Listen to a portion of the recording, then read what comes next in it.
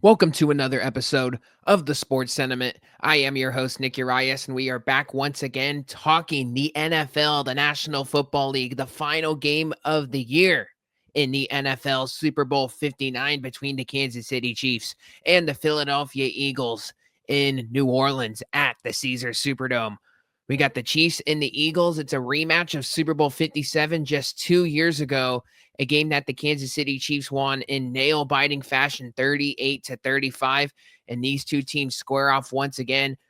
The same two coaches, the same two quarterbacks, for the most part, the same skill position players, a new revamped Philadelphia Eagle defense, but still the same cast for the most part on the offense and the defensive side of the ball for the Chiefs. They've kept that core intact, and they are going for the three-peat, or as a lot of people have been saying, the Chief Pete. That's what they are going for on Sunday in the Big Easy, and we're here to break it all down.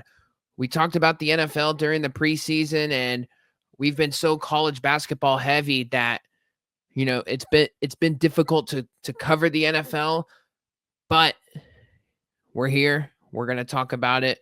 We were head on, and I mean we absolutely nailed the Chiefs-Eagles Super Bowl 2 years ago. We said it was going to be high scoring, an entertaining game. We said that the Chiefs were going to win, that Mahomes was going to go on that drive that we all know and seen.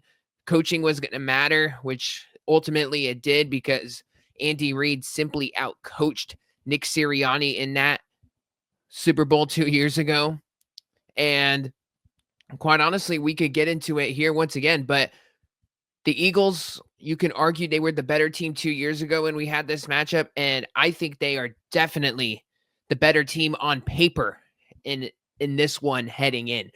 I mean, the skill position between A.J. Brown, Saquon Barkley, who we'll get into a bunch here in this episode here today. They got Devontae Smith, who's been on the injury report at wide receiver all week long. That's been a little bit problematic. You don't definitely want to see that, your number 2 wide receiver on the injury report all Super Bowl week, but he's gonna give it a go. He's gonna give it his all. They'll probably shoot him up with a couple cortisone shots, no doubt, and he's gonna give it his all. But Dallas Goedert is still there at the tight end position. They still got a very, very good offensive line, the Eagles do. Minus Jason Kelce. Cam Jurgens is at center, who's been on the injury report for the past couple weeks, but still a very good center. Landon Dickerson at left guard. They still got Lane Johnson at right guard. They got the resurging Mekhi Becton on the offensive line as well. Was a failure with the Jets, has came over and rebuilt and revitalized his career with the Eagles. Solid pickup there by general manager Howie Roseman. So the Eagles, their offensive line is terrific. Jalen Hurts had not a good year last year. I mean, the OC last year, him and Hurts were clearly not on the same page. They fired both of the coordinators last year, and they rebuild with 2 new coordinators this year.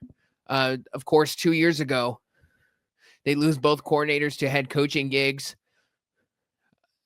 and this year, they're right back at it once again. They got Vic Fangio at the defensive coordinator gig, who's done a respectable job.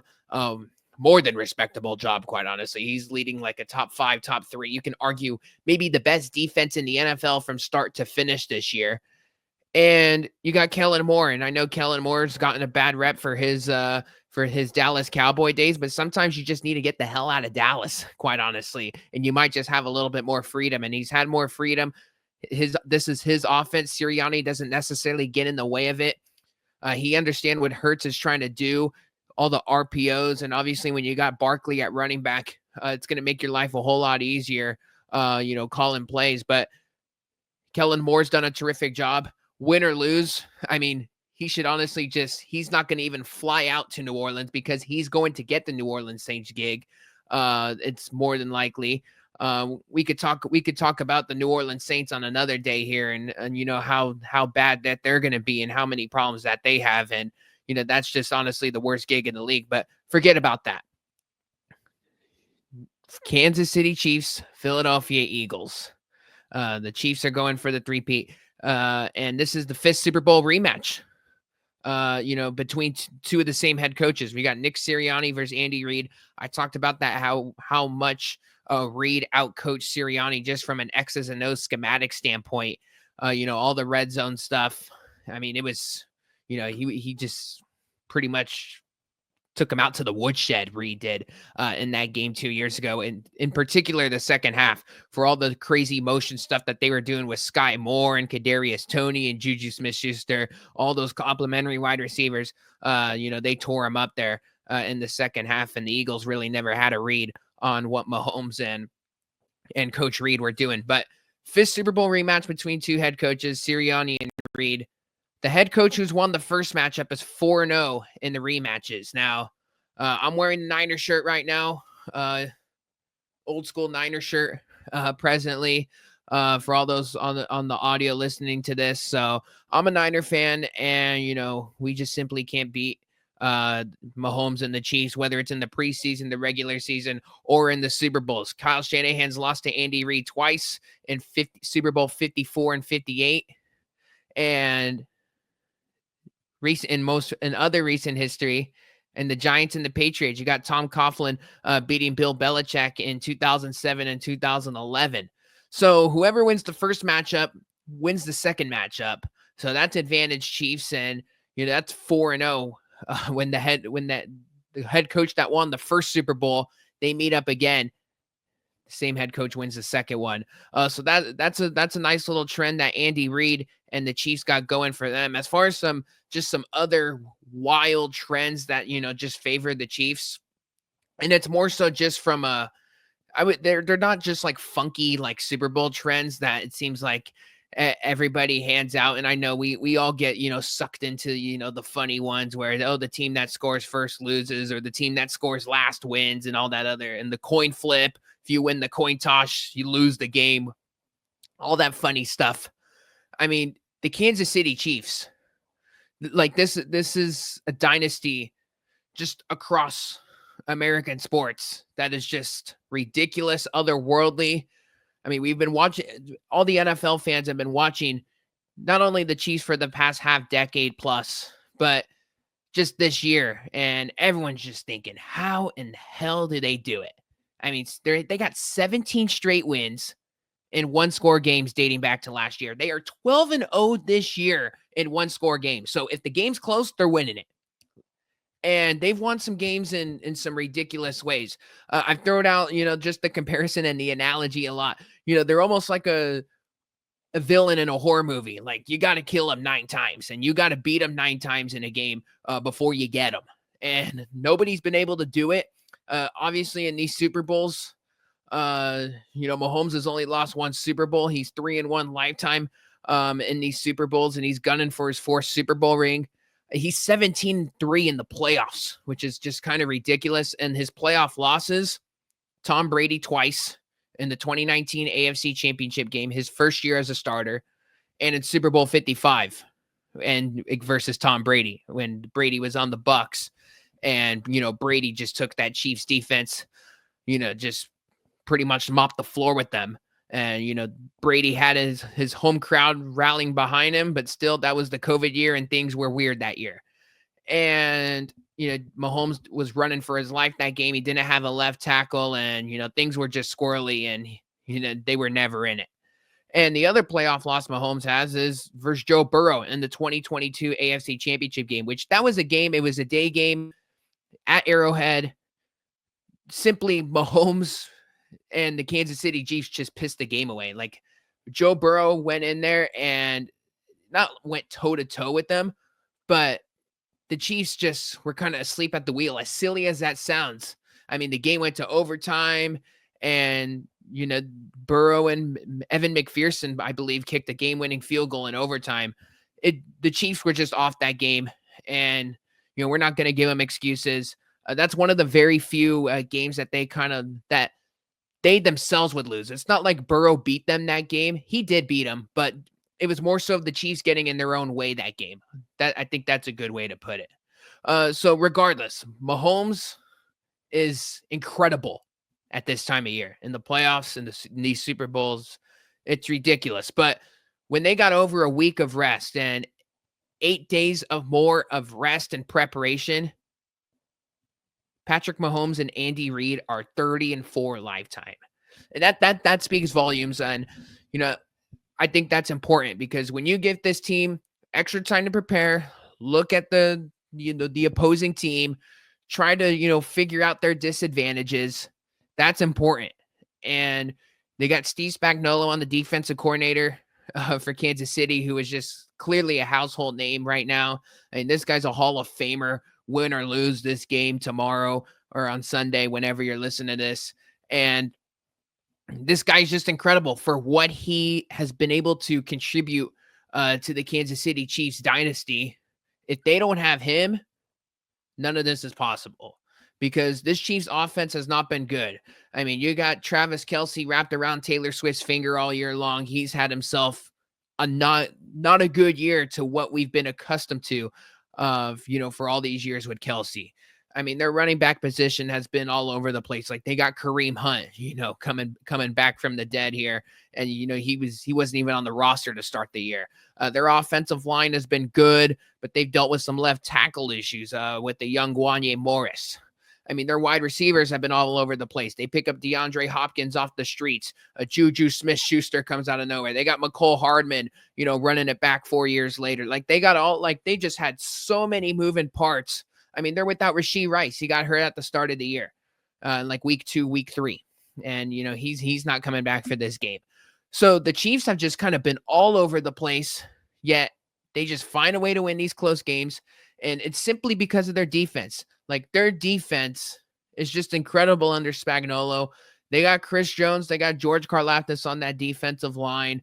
Nick Bolton, I still think, is the most underrated linebacker in the NFL. And, they got McDuffie at cornerback. They lose L'Jarius Sneed this year, whenever it was, last year to free agency or 2 years ago.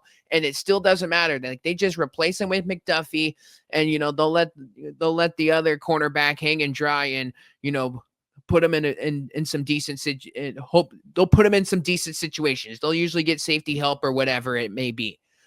But it's just amazing from an organizational standpoint how, just fundamentally sound this Chiefs operation runs.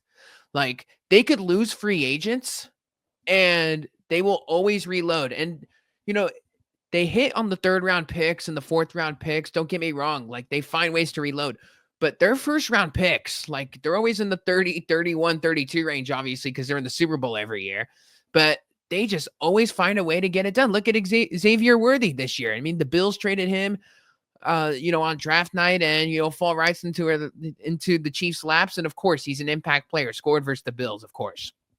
So it's just amazing what the Chiefs do on draft night, how their talent evaluation, their coaching, their quarterback, and it seems like everything else around just doesn't really seem to matter. As long as the GM, the coordinators, the coaches, the head coach, Andy Reid, and the quarterback, they're going to be fine. And I always used to say, as long as they have Mahomes, Kelce, Reid, and Spagnuolo, they're going to be in it every single year. And now I'm ready to take out Kelce because Kelce hasn't even really been himself this year.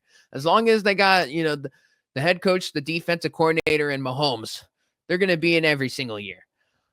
So that's what we got as far as like the Chiefs, just from a longevity standpoint, why they're just so successful. And it's just incredible. As far as the game is concerned, I mean, the Kansas City Chiefs, so they're going to be going up against a tier 1 running back in Saquon Barkley. This is almost like deja vu from last year. Like Saquon Barkley, like don't get me wrong, he's having one of the greatest seasons ever for a running back at that position. He won Offensive Player of the Year on Thursday at the NFL Honors. I mean, he's like 30 yards from having the most. He's like 30 rushing yards away from having the most rushing yards in a single season, regular season plus combined with the playoffs. It's like nearly almost 2,500 rushing yards. Like it is ridiculous what this guy's doing. And we knew like if he was running behind crappy giant offensive lines, when he came to Philly, like this was just going to be unfair. And in year 1, under a really good Eagles offensive line, we've seen that.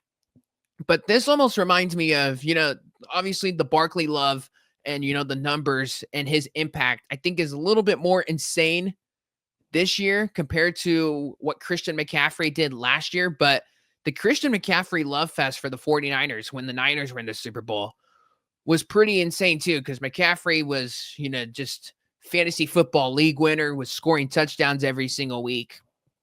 And everyone was hyping up CMC last year like he was, the best running back in the league, and rightfully so. But for how astronomical CMC's year was, it was his first Super Bowl. He did win Offensive Player of the Year last year. That Chiefs defense held him in check. And I know he had an on the opening drive of the Super Bowl. He had the fumble, and the Niners were marching towards the red zone. But McCaffrey was well maintained in that game. And, you could argue, okay, where was McCaffrey's mental after the fumble and this, whatever?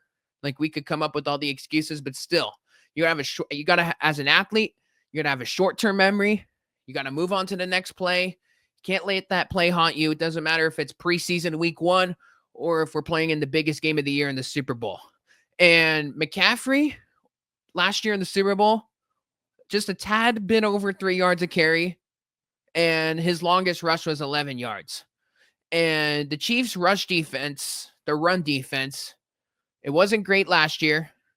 It hasn't been good this year. It's like below average this year.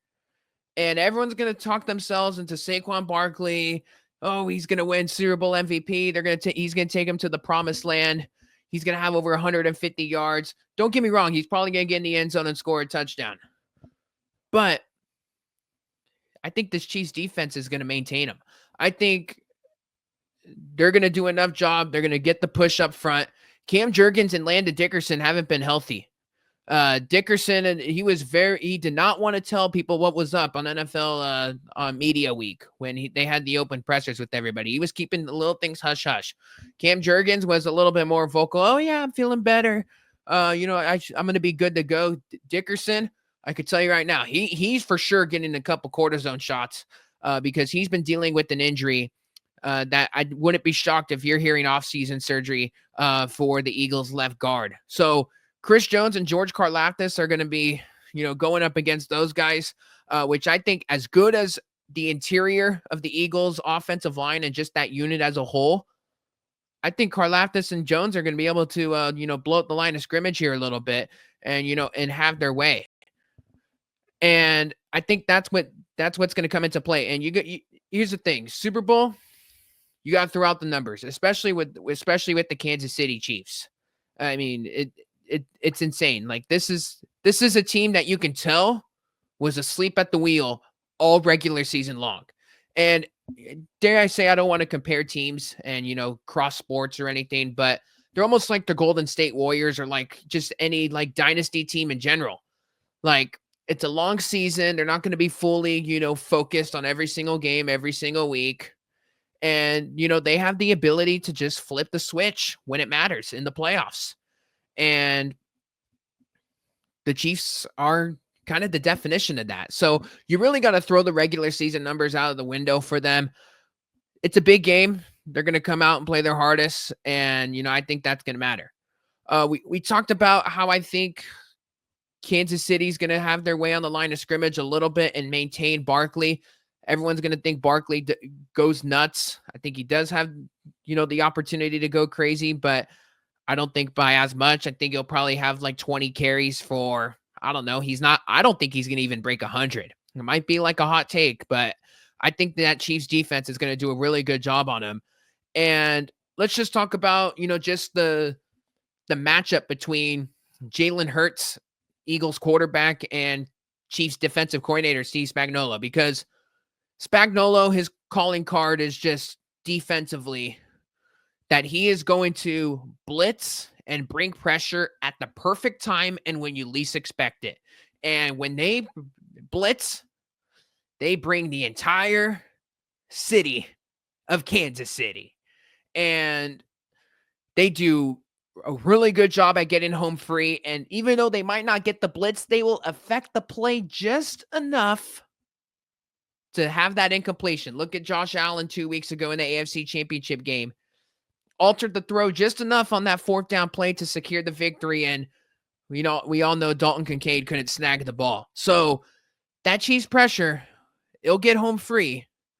But don't be shocked if they're not getting the sacks or the interceptions or the turnovers. They're going to make Hurts uncomfortable when he gets pressured, because Jalen Hurts under pressure is one of the worst quarterbacks in the league. He's ranked 32nd or lower. Yeah, there's only 32 teams and there's only 32 starting quarterbacks. So he's even worse than some of the backups in yards per attempt, sack rate, and just overall some other passing statistics. So the bottom line is Jalen Hurts, when he is under pressure, when he has to run, when the pocket is collapsing, even though he's a good runner, and he could definitely, run the RPOs and get out in space and, have some explosive plays. When the pocket is collapsing, he cannot get out. He necessarily doesn't make the greatest decisions. He will most certainly take the sacks. And if you're an Eagle fan, or if you got some dough on the Eagles, that should worry you, because even though Jalen Hurts has seen this team 2 years ago in the big moment in the Super Bowl, I just still think Steve Spagnuolo is going to have something drawn up, some, blitz packages, some disguises that Hurts just hasn't seen. And that just goes back to our point about 2 weeks of preparation. I want the better coach. I want the elite defensive coordinator on, 2 weeks of preparation and rest. So that, I feel like, is an element to this game that is going to be a big factor. We talked about, the health of the Eagles offensive line. I don't think it's going to be, too healthy. And, just overall, I think this is going to be a close game. Don't get me wrong, because all Chiefs games are close. In fact, I think the game is going to go, I think if the Eagles are going to win, I think it's going to be a blowout, because I think the Chiefs are just going to come out so flat. They're going to put themselves in a big hole. Hurts and Brown and Barkley just might go crazy. If the script suggests that. Mahomes might throw an interception. We know Mahomes hasn't been great in these Super Bowls. Last year was, I would say, an exception. He made some incredible plays in overtime and, just in the fourth quarter, as always, in the Super Bowl last year versus the Niners. But he's always been good for a couple interceptions in these Super Bowls over the years. Mahomes has. So if the Eagles win, I think they're going to win probably by like 2 touchdowns, and they're going to control the whole game, and the Chiefs just simply won't have it. The other way I see it going, which is the way I think it's going to go, it's going to be lower scoring. The defenses are going to have their way to start out the first quarter. Might be 3-0, 0. It wouldn't shock me if it's 0-0, 3-0, maybe 7-0 at the end of the first quarter. And the game has an opportunity to be very close till the very end. Whether it's Mahomes in a tie game or trailing by a touchdown or down 3, he's going to have the opportunity to go take his team to the promised land, and I think he will. We called for 2 years ago. We said it was going to be a very high-scoring, entertaining game. Like I said, I have this game a little bit more low-scoring. I think it's going to be 26-20 Kansas City Chiefs, and I think Mahomes is, plug your nose and get ready for a sweat job, because I think this, like all Chiefs games, and like most of the Chiefs Super Bowls, when they do come away with the win, it is very close. And Mahomes usually goes on the drive, to rally the troops and get it done. I mean, the only Super Bowls, the first Niners Super Bowl, Super Bowl 54. I mean, that was a close game. The Niners led by 10, and the Chiefs ultimately won by 10.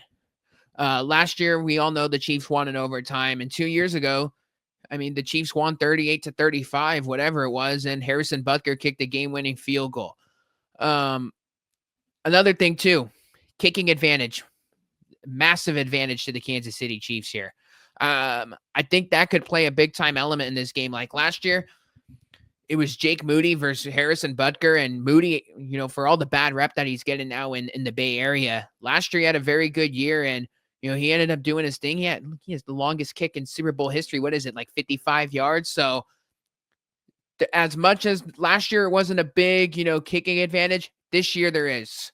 I'm very interested if the Eagles, if they're in fringe field goal range, if they're in that 50-yard range, and it's 4th and 4. Do they go for it? We already know on 4th and 1, they're going to go with their brotherly shove / tush push play, and it's going to work every single time. Not even the Chiefs defensive line can stop that malarkey.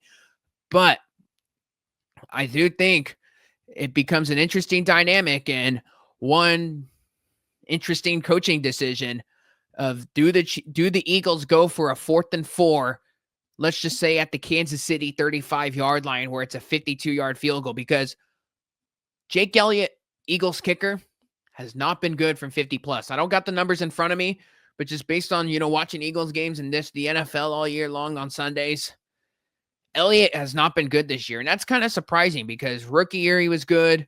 Even 2 years ago the year the Eagles went to the Super Bowl, he's been good. This year has just not been his year. And we already know Butker, I mean, this guy, quite honestly, he could go to the Hall of Fame for how many big kicks this guy's made, just during the Chiefs dynasty over these years. So I think that is advantage Chiefs in a big way. I mean, I think Kansas City's got no problem in a dome, which, by the way, Mahomes is like 14-1 in indoor games in the domes. This game is at Caesars Superdome in New Orleans, by the way. So, no weather being, a factor there. That helps out the kickers quite a bit. And hey, a 57-yard field goal, for the Kansas City Chiefs and Harrison Butker, I think Reed would have all the confidence in the world of going for it. Another thing too here, just with the whole Chiefs angle is, and this is what makes, I guess, KC just so great in these big games, is the fact that, it just doesn't matter, like we said, with their personnel, but it just seems like they pick up the guys that have had, just have had down years at their previous destinations, or, whatever the case may be. They always find a way to make big plays in these Super Bowls. Like, I'm telling you right now, it would not shock me if like a Juju Smith-Schuster or a DeAndre Hopkins makes a big play. Like, it's amazing like how KC just finds a way. Like, they're going to have like a 20-yard passing play like on a 3rd down with Noah Gray of all people. Like, it's amazing how the coaches and Andy Reid, and, sure, you could credit Matt Nagy as well, but they just put their skill position talent, and it doesn't matter who it is out there, in the proper situations to go out there and succeed. And these guys are pros for no matter how bad that they've played in the past, they're going to still go out there, and make plays. So yeah, I think a lot of attention is going to be on Kelsey in this game. And, rightfully so. The Chiefs or the Eagles and those linebackers, which, by the way, hell of a year for those Eagle linebackers. We got to give them a shout out, because that linebacker play last year for Philly was abysmal, like with Zach Cunningham and, a bunch of the other veterans that they had. It was brutal, but they come out and reload with Zach Bond, Oren Burks, former 49er, and Nakobe Dean. And all those guys were in the Pro Bowl, as meaningless as the Pro Bowl is, but that just signifies how good of years they have. They're probably on the All-Pro list as well, or will be. So the Eagles linebackers have been awesome this year. And, just collectively that Eagles defense has been, but I'm getting the better quarterback, the better coach under more preparation in KC to ultimately get it done. And, back to our original point, you're going to see where that KC is going to just have like some of the guys that are deeper in their depth chart just make some big plays, like the Nico Remigios, like on the punt returns. Like, remember, Kadarius Toney had a big punt return 2 years ago in this very game that flipped the game around. Like Juju Smith-Schuster, like just a bunch of guys that, that are just not your household names, and that they're just going to find a way, to be in the right spot in the right situation as well. For all you, NFL ref conspiracists out there, for all you people that think that the refs are going to play a big element in this, because I know the Chiefs and the refs are always a big conversation. Well, here's what you need to know. Ron Torbert is the lead official for the Super Bowl. He hasn't worked the Chiefs game in 2 years. And the last time he worked the Chiefs game was the 2022 AFC Championship game. That was Chiefs-Bengals. That was a night game. The Chiefs won that game. But he had the famous do-over play, and it was ridiculous. Like, oh, he made it all about him. And ironically, he's doing the Super Bowl. It's one of the more wackier plays in NFL history. The NFL necessarily didn't like him for that. We should mention, though, just big picture, though, with just these Super Bowls and, just the officiating crews. So Ron Torbert is the lead official. Usually in these regular like Ron Torbert will have the same, he'll have his quote unquote crew will be with him the entire year. He does not have, his regular season crew for this Super Bowl. So like they have like the top umpire, the top side judge, the line judge, the back judge. This is not like a crew that he's worked with. So Torbert's done a Super Bowl. Most of these people have had Super Bowl experience, but I just want to kind of throw that out there. Calling the plays here and throwing the flags and wearing the black and white stripes. Doesn't have a whole lot of chemistry working with each other. Just an interesting side note there that I wanted to throw out. Let me just say this just about just the NFL and the Kansas City run and the Super Bowl and all of this. I was watching Chiefs Bills 2 weeks ago, and I'm just all like, man, the NFL is almost like a Hallmark movie. Like, it's a cute plot, but it's the same ending every single time. Every football season, we have the intriguing rookie quarterbacks, the surprise teams like the Minnesota Vikings and the Washington Commanders, the coaching carousel, all of these moving parts, the intriguing regular season games, the fun, hyped up Monday Night Football and Sunday Night Football games. I mean, the international games, we're playing games in London, Munich, Germany, Brazil. Hell, next year we're going to Australia. But we all need to come together here. And I think we all need to agree on something, that it's the same thing happens every year. The Chiefs are in the Super Bowl. They're going up against a team on paper in the NFC that is better than them. But all that matters, they got the better coach. They got the better quarterback. And that's why they're victorious more often than not in these big games and in these Super Bowls. So 26-20 Kansas City Chiefs to get it done. Super Bowl 59. There will be a Chiefs Pete, a three-peat in Super Bowl 59. And I think this is going to be this is obviously one of the more dominant sports runs that we've ever seen, just in recent history. But if Mahomes, I think he's going to win Super Bowl MVP. I think he's going to get his fourth ring. I'm not saying that we need to get into the whole conversation about Tom Brady versus Patrick Mahomes, just the whole GOAT talk. But if he wins on Sunday, and if he wins another one within the next couple of years, and he's still on, he hasn't even approached 30 years old yet, the conversation starts to become a little bit more interesting. So we'll leave it at that. Super Bowl 59. It's going to be a good watch. I'm hoping for a good watch. Enjoy the commercials. All the folks that don't watch that are there just there to, watch the halftime show. Enjoy Kendrick Lamar and SZA. And hey, there's that's the beauty of the Super Bowl. There's a little something for everybody, and the ratings will be booming. The NFL always loves it. And let's just hope we get a good game. I think we're going to get a good game. Because more often than not, these Chiefs games are always wild. So that will do it for this episode of the Sports Sentiment. We'll be back talking college basketball. We're going to talk some more NFL when the college basketball stuff slows down. It's just been an absolute whirlwind with all of this college hoop stuff. So we're going to keep bringing the coverage here on the channel. To all those on the audio side, appreciate the love and support. Hit that like and subscribe button. We got a bunch of more content coming your way. And yeah, enjoy the big game on Sunday. Once again, I am your host, Nick Urias, and be sure to subscribe wherever you get your podcasts.